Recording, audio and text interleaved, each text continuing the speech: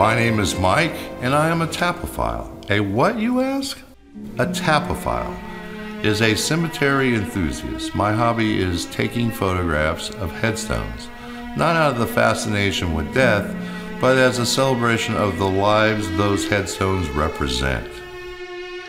I first became interested in cemeteries when my father took me to Sanger Cemetery to take care of the graves of our family members.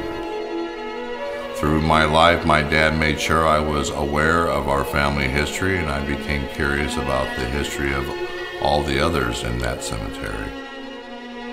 And I wanted to make sure they were also remembered. I've always been the protector in our family, so I feel protective of others as well. It's important to me that the history that lies in our local cemetery and all cemeteries is preserved and protected. My hobby really took off in 2006 when I began taking photographs of graves for a website called findagrave.com. I am a regular correspondent with them, and I have quite a few bios and photographs to my credit. I do bios and photos for everyday people and famous people. I have lived in both Southern California and the Bay Area.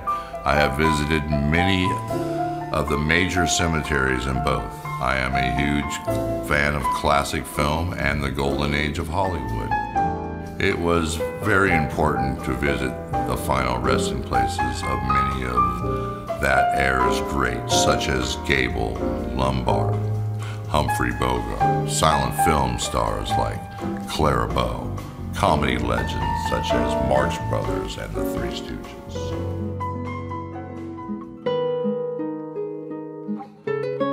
When I take photos of famous people's graves, I like to use props in the photos that have some significance to what that person was known for.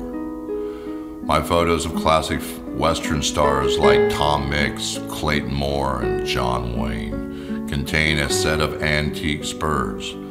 My photo of Earl Flynn contains a pirate eye patch and a spyglass. One of my favorites, who I have photographed many times, is Curly from the Three Stooges. I've always used a piece of Three Stooges memorabilia. His grave is especially fun to visit because besides the rocks left at his grave, according to Jewish tradition, there's always many other things there as well. Even though he has been gone for more than 60 years, it is easy to tell that he is not only remembered, but still very loved. In the Bay Area, I visit the cemeteries in Colma, a town where the dead far outnumber the living. After the San Francisco earthquake, all the cemeteries within the city of San Francisco were scattered throughout the Bay Area. As far as San Jose, many of the movers and shakers of early California now reside in Colma, such as Wyatt Earp. Even in Fresno, we have our share of deceased dignitaries. Our native son, William Saroyan, is in the Ararat Cemetery. Director Walter Houston, father of John Houston and grandfather of Angelica Houston, is buried here at Belmont Memorial. Baseball player Dutch Leonard is buried here in Mountain View Cemetery. Fresno also has its own military cemetery, Liberty Cemetery, which is the final resting place for war heroes from the Civil War to the Gulf War. I don't just search out the graves of famous people. I help many friends and many strangers research their family histories through our local cemeteries. A friend who shares my love of cemeteries said recently that after you've been doing this long enough, you don't find the interesting graves. They find you. I found this to be very true. Very often when looking for a specific grave, I will come upon an interesting name, an unusual headstone that catches my attention. I will take a photo, then research who this person was.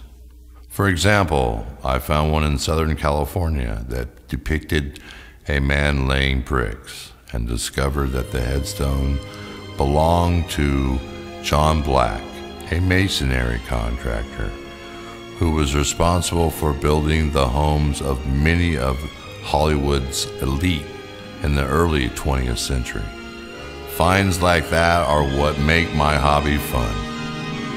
It is a treasure hunt of sorts. You never know what you're going to find.